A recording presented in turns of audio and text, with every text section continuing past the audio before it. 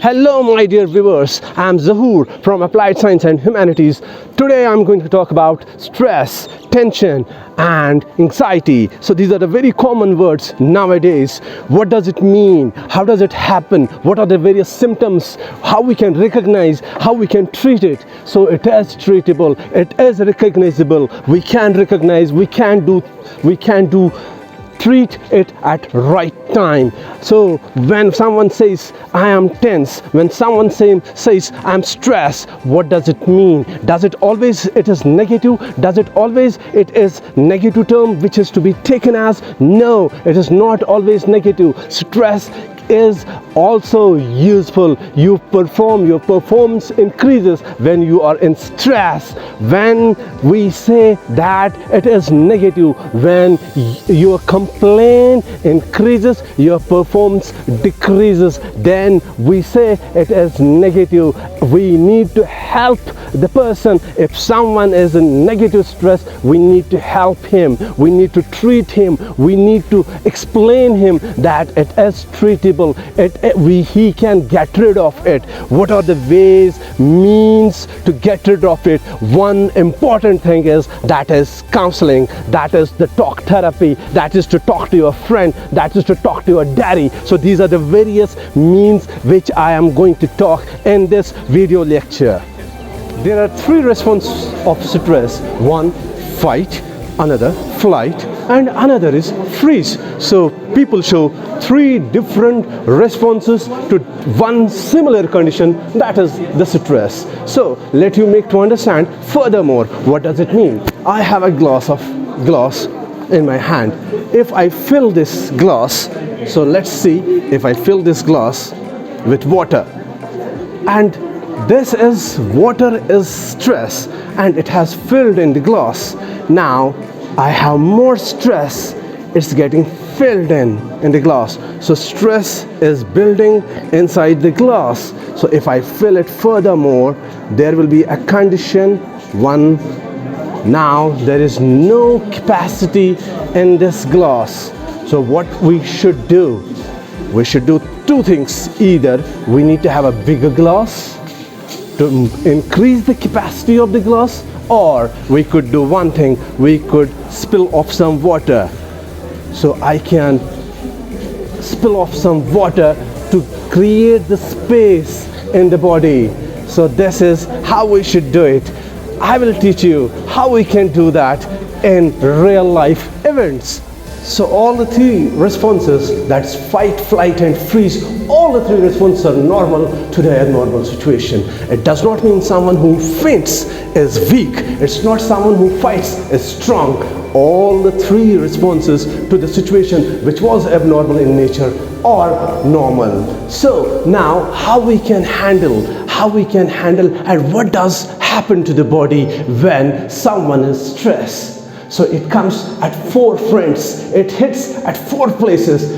One, it hits at physical body, it hits psychological body, and it comes in the behavior, and it comes in the emotions. So these are the four prominent areas where you can identify the stress. So that means symptoms does not come only physiological, symptoms also come in the behaviors, it also comes in the emotions, it also comes in the cognition. So you can find out the person with the stress symptoms at four different places. Now let's talk about what does symptom mean. Symptom means someone is unable to sleep properly, if someone is having constantly headache, if someone is constantly having the heart palpitation without any reason, without any medical condition. That is very important point which I am raising here, that without any medical condition all tests are normal, but still you can see the symptoms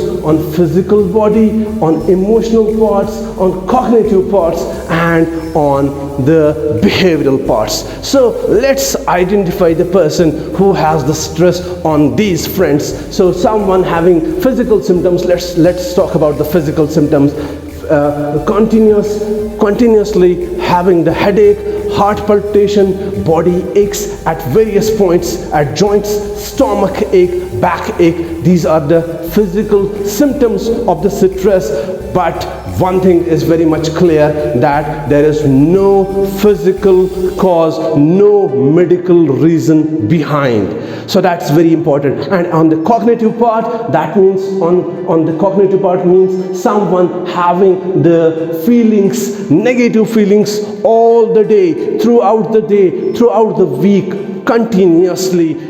So symptoms coming on the behavioral part, someone getting angry on very smaller issues, someone isolating himself, sitting at room, not talking to too many people, not grooming, not combing, not brushing. So you can find out these smaller symptoms that something is coming on the behavior. That means somebody is stressed, somebody is anxious, something is wrong with the person, or someone also going for the drugs. That is the clear indicator that someone is stressed, someone is having the anxiety. So emotional part, getting very sad with no issues, not bigger issues, but getting sad on no concrete issues. So emotional part, getting emotional on very smaller minor issues. So these are the symptoms. You can identify the person, that person is going through the stress, we need to do something for that. So now is the big question, what we should do to get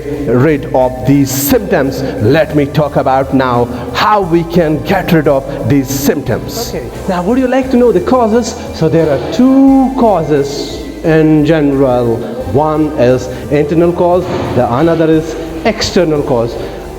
An internal cause, you have a control on yourself, but in external cause, you do not have a control to change the cause of the problem. So there, in counseling, we work on the internal causes, because external causes can be just supported. Just take an example of internal cause. Someone wants to join the engineering, but the parents wish that he should be a doctor. So the person is going through the internal conflict. So that could be the one of the cause of the stress or anxiety. That is what internal cause is. Another is the external cause, as I explained. External causes which is not in your control. You want to go somewhere, and in between you have a checkpoint,